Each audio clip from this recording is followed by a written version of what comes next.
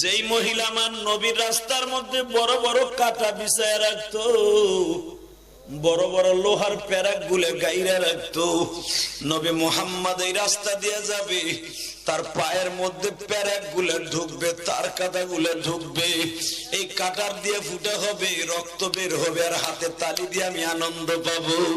এই মহিলাটা হলো দুশ্চরিত্রাহীনা মহিলা, নাম ছিল তার উম্মে জামিল, আবু লাহাবের বিবি।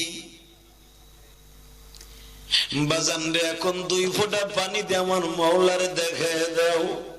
বাজান, বাপ মারা গেছে, কান্দো নাই গো বাজান। আমার মতো কার জানো এই মাহফিলে মা নাই, কার জানো বাবা নাই। পৃথিবীতে এই 2 জন ব্যক্তির মতো দরদি কেউ নাই গো বাবা। এই বাইতুল কোরআন মাদ্রাসার প্রতিষ্ঠাতা আব্দুর রহিম বিপ্লবী। অবাদান, আপনাদেরকে আমার বক্তৃতার আগে একটা দরখাস্ত করে গেছে, আমার মরহুম বাবার জন্য দোয়া করিবেন। আজকে যদি বিপ্লবীর বাবা বেঁচে থাকতো আর তার সন্তানের প্রতিষ্ঠিত মাদ্রাসা দেখে ওয়াজ ইলিয়াসুর রহমান জেহাদি বাবা মায়ের ওয়াজ করে, ওই আল্লাহর পাগলের দিলটা পড়ে যাইতো গো বাবা।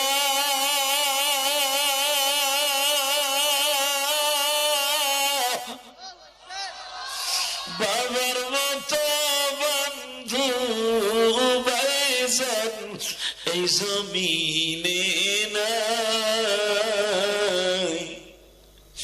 বাবা বলে ডাক দিলে গো আল্লাহ খুশি হো। মায়ের মতো চির বান্ধবী এই জমিনে নাই, মা বলিয়া ডাক দিলে গো আল্লাহ খুশি হয়।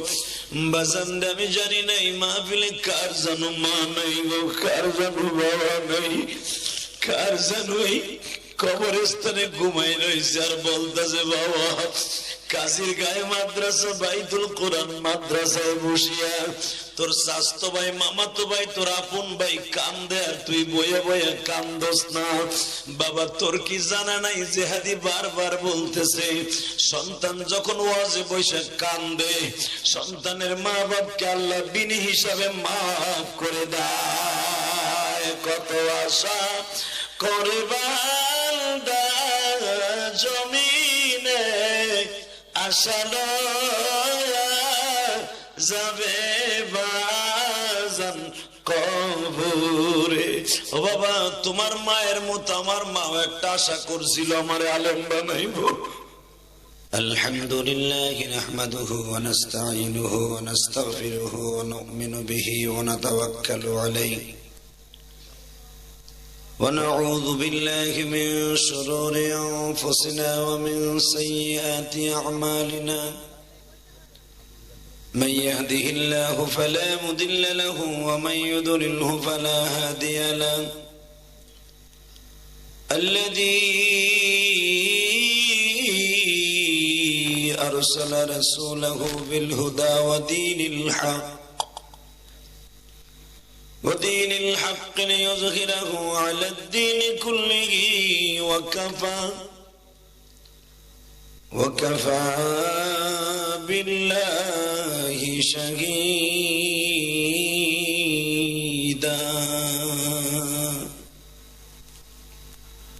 أما بعد فقد قال الله تبارك وتعالى: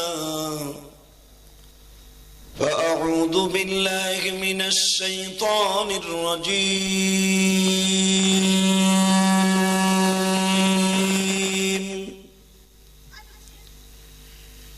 بسم الله الرحمن الرحيم.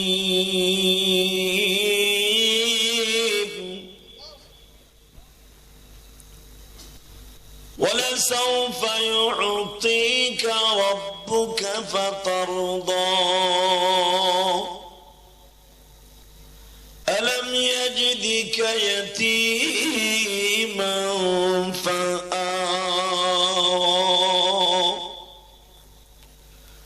إن الله وملائكته يصلون على النبي يا أيها الذين آمنوا صلوا عليه وسلموا تسليما اللهم صل على محمد وعلى آل محمد كما صليت على إبراهيم وعلى آل إبراهيم إنك حميد مجيد সকলে দুরূদ শরীফ পড়েন দুরূদ শরীফ যদি কেউ দিলের কানে পড়ে বিশ্বনবীর স্বপ্নে দেখতে পারবেন সুবহানাল্লাহ সুবহানাল্লাহ কি বোর খুলে মধ্যে ভাই কইবেন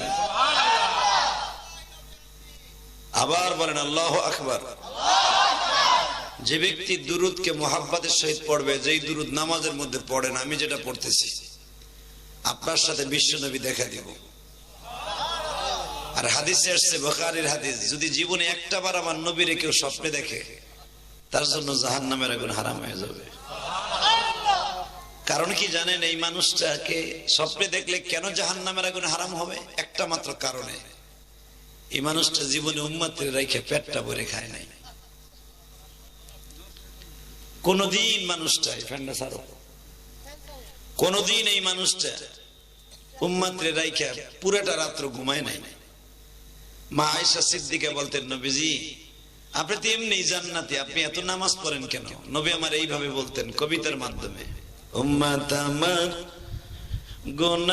গুনাহগার গাওয়াশা জমিনে উম্মতের মাফ করাবো দৌড়াতে এই আল্লাহু আকবার বলেন যদি উম্মত যদি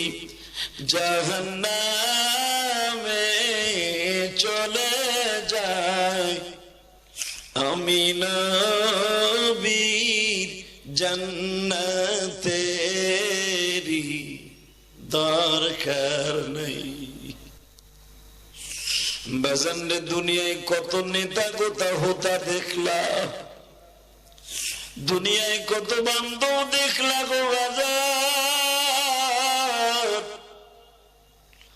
আমার নবীর মতো বান্ধব এই জমিনে নাই ঠিক না বেটি আরো জোরে বলো পৃথিবীতে যত নেতা দেখছো সব নেতাগুলা পেট পূজারি নিজের স্বার্থবাজ ইলেকশনের সময় মেম্বার চেয়ারম্যান দফাদার ফজাদার যত কিছু আছে স্বার্থ ছাড়া কারো পাও ধরে না বাজান একটা মাত্র মানুষ জীবনে কোনোদিন পেটটা ভরে খায় নাই উম্মতরে নিয়ে জান্নাতে খাই বসে আমার নবী ওই মানুষটার বিরুদ্ধে যদি কেউ কোনো নাস্তিক কথা কয় ওরে দাঁতের পাটি ছুটে হেলাম রাজি আছো না নাই রবিউল আউয়ালের চাঁদের আজকে 9 তারিখ বিশ্বনবীর আওয়াজ দিয়ে দেখায় দাও কোন নাস্তিক যদি বিশ্বনবী থেকে এক আঙ্গুল সাগরের দাঁতের পাটি ছুটে ফেলবো কাকে রাজি আছো দুই হাত তুলে লাগে দেখো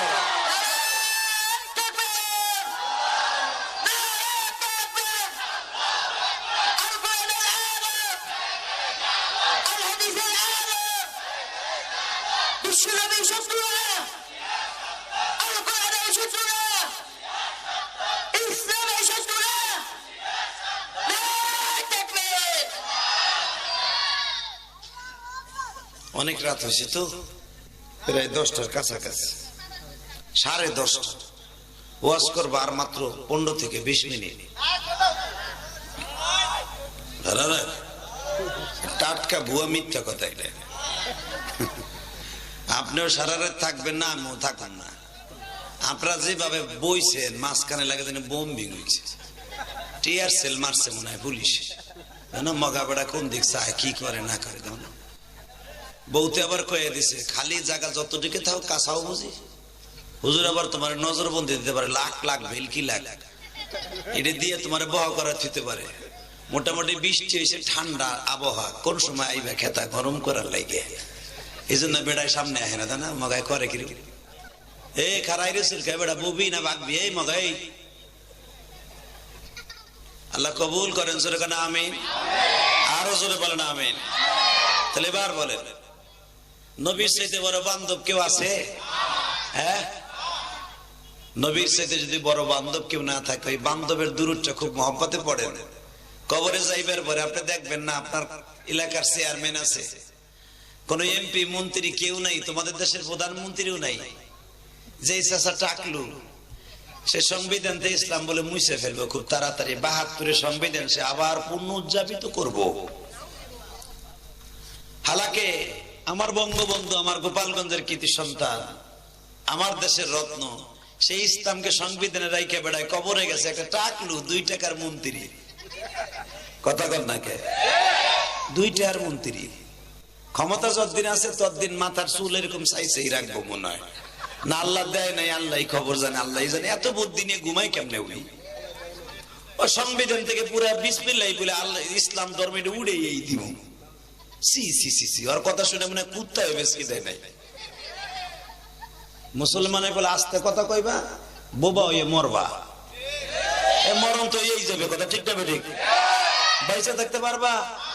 তোমার কোনো তাও হিসাব রাখতে পারবে? তোমারে হয়তো মরণ হবে না, জেলখানা হবে না, ফাঁসির মঞ্চ হবে, নাহলে নিজের ঘরে বইয়ে পাতলা কথা গাই দিয়ে থাকবো, আজরাইলে তাবুর দিয়ে লয়ে যাবো। দুটার একটা তৈব। কথা কও না কেন? মরণ তো আসে না নাই?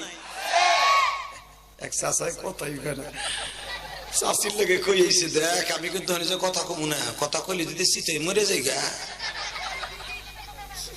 মরার চিন্তা করেন না, এটা জান্নাতের মাঠ। ইনশাআল্লাহ তাআলা এই মাঠে যদি মইরেও যান গা, আল্লাহ সুবহানাহু ওয়া তাআলা আপনাকে মাফ করে দিল। আলহামদুলিল্লাহ বলেন। তাহলে একসাথে বলেন আমার নবীর সাথে বান্ধব কেউ আছে? হ্যাঁ, হিন্দুকে পূজা শুরু হয়েছে রে ভাই, মুসলমানের পোলা সারা পূজাই জমে না। মাইকের আওয়াজ কমাইস না বেটা বাড়া। এই হিন্দুকে পূজা, আরে মাওলা কোন হিন্দু চাড়াল বড়াল সাতাল মারাল, কোন হিন্দুর বলা হিন্দু কোনদিন মসজিদে আইয়া এক জুমার নামাজে পড়ছে? আল্লাহ যারা কথা আসতে কয় লুলা বানাই বাইতে দিও। কোনদিন আইছে কোনদিন মসজিদে মাদ্রাসায় আইছে দেয় রাত ৩টার সময় কেডা কেডা কোরআন শরীফ পড়ে? হ্যাঁ রে মুসলমানের বলে, আর তুই যে যাস এই যে গু খাইতে, কোন হুজুরে দেখছ কোনদিনও হেনে যাইতে? আল্লাহ আমাদের হেফাজত করুক, যেরকম আমিন। দুঃখের কথা কার কাছে কমু? মনে চায় নিজের কপাল নিজে ফিরিয়ে দিয়ে বাইরে ভাঙ্গে থুয়ে দে। কথা কন না কে? হিন্দুকে এমন পাওয়ার বাড়ছে এই ২-৪টা টাকলুর কারণে। দেখলাম আরো কইছে কয় হুজুর কো দাড়ি চাইছিলাম দরকার হয়। আল্লাহ রে কি যে কুমুরি, দাড়ি বলে চাইছে লাইব। নাউজুবিল্লাহ। তুমি রাখো না ভাই, তোমার জন্য দোয়া করে আল্লাহ যেন তোমার দাড়ি না রাখা অবস্থায় কবরে নেয়। দোয়া করি যেন কবরে তুমি দাড়ির বিরুদ্ধে যখন কথা কও, দাড়ি যেন লয়ে কবরে যেতে না পারো। আর দাড়ি লয়ে যদি কবরে না যাও, বিশ্ব নবী বলছে প্রথম থাবুরটা মারবো মুখের উপরে, একে থাবুরে মুখের গোশত গুলা একবারে মোমের মতো ঝরাই দেব। এটা আমার বাপের বানানো কথা না, আমার গোপালগঞ্জের কথা না, এটা হলো ডাইরেক্ট বিশ্ব নবীর কথা। যারা দাড়ি ছাড়া কবরে যাবেন প্রথম থাবুর তালফাহু উজুহাহুমুন নার, প্রথম থাবুর দেবে মুখের উপরে। আর যেই থাবুর দিবে পুরো হাতটা থাকবে আগুনের তৈরি। একে তোমাকে ইটের বাটার আগুন রে চান্দু, এমন হাত আগুনের হাত, একে থাপ্পুরে এই মুখের গোশত মোমের মতো গইলা সইরা পড়ে যাবে। ওখানে তোমার কোনো বাপ নাই ওই থাবুর ফিরাইতে পারে, একজন মাত্র ফিরাইতে পারবে যদি নবীর এই সুন্নাতটা ওয়াজিবালা সুন্নাতটা লয়ে কবরে যেতে পারো। বাবা আমরা হাতে পায়ে ধরে তোমাকে বোঝানোর চেষ্টা করি, না বুঝলে আর কিছু করার নাই। ঠিক না বেটি? এগো কি পাগলা কুত্তে কামড়াইলো, কোন জায়গায় পাই নাই। আমার আল্লাহর কাছে ইন্নাদ-দীনা ইনদাল্লাহিল ইসলাম, বর্ণিত ধর্ম আল্লাহর কাছে অনেক দামি ধর্মের নাম ইসলাম ধর্ম। আর ইসলাম ধর্মের সংবিধান হলো আমার পার্লামেন্টে আছে, সেটার উপর আঘাত করতে চায়। আপনার ভালো লাগে না, আপনি নিরিবিলি যে ধর্ম মন চায় এই ধর্ম গ্রহণ করেন। কিন্তু মুসলমান যেই দেশে ৯৫% মুসলমান, এই দেশে কোন মুসলমানের কলিজে আঘাত করে আজ পর্যন্ত তার তখতে তাউসকে ঠিক রাখতে পারে না।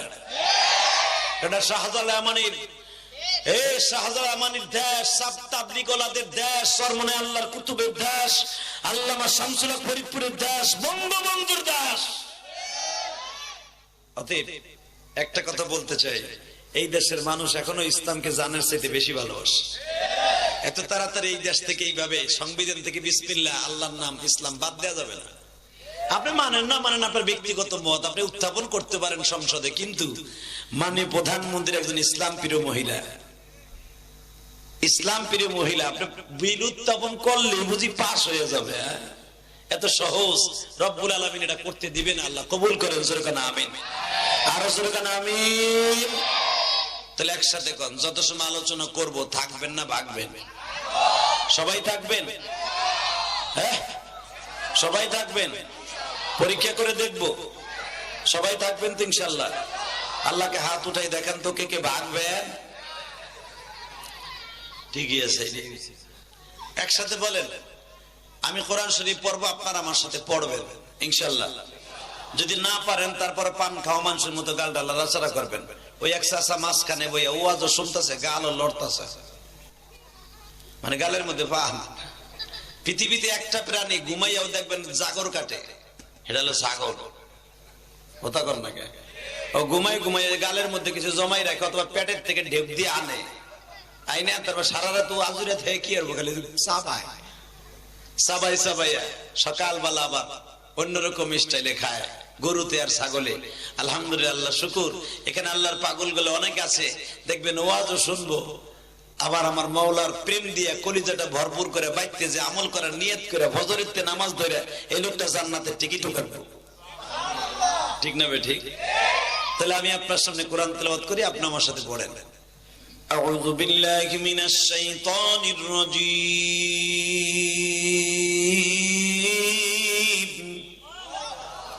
বিসমিল্লাহির রহমানির রহিম। ولسوف يعطيك ربك فترضى ألم يجدك يتيما فآوى। নবীজি, আমি আপনার আগের চাইতে এখনের অবস্থা ভালো করে ফেলেছি।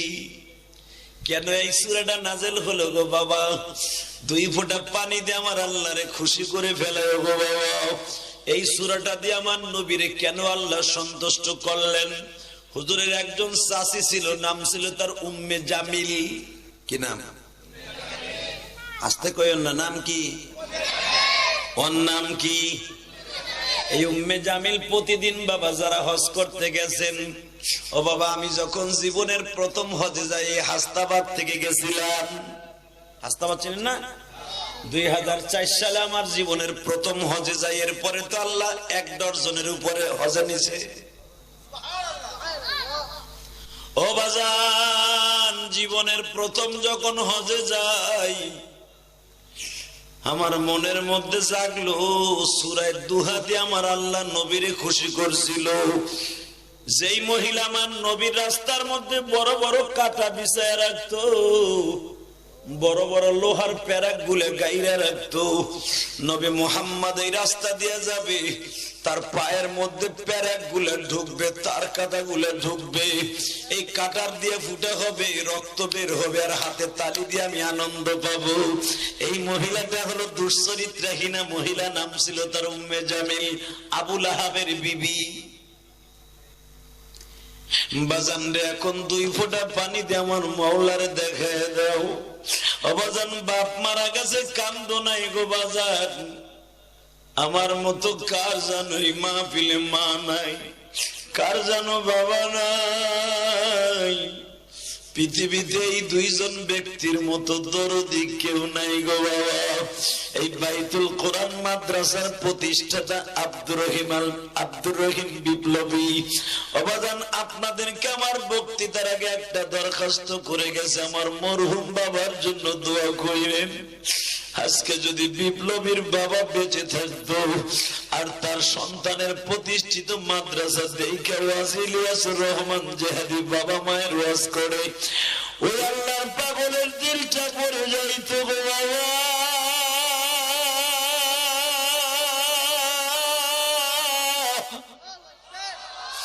বাবার মতো বন্ধু ভাইজান এই জমিনে নাই।